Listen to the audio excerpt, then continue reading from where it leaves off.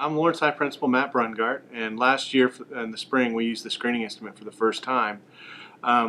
We met with our department chairs and discussed what hour would be best and most consistent to do that, and we determined that we would use the second hour, and that was after basically just talking to the department chairs, having them go back and have a discussion with each department and kind of come into a consensus as a group. And so we went out in the spring, and for the first time we had the teachers go through, and during a faculty meeting they just took their second hour enrollment, went through and put out the screening instrument.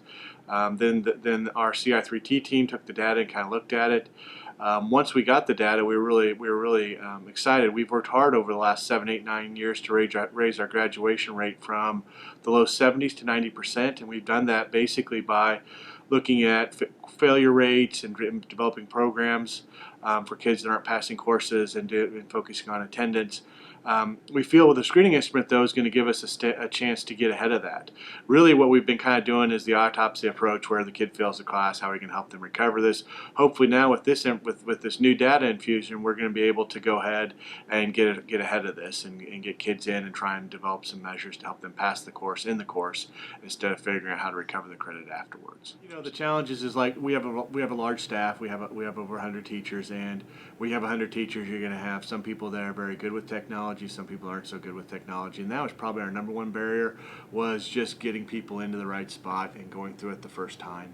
And that's pretty typical. It doesn't matter. You know, you get a new email system. There's going to be some people that are young and they adapt right away. There's going to be some people that, you know, still would like to write a handlet and rather not do that. And so the biggest challenge we just had was the varying abilities of our staff in implementing any new technologies.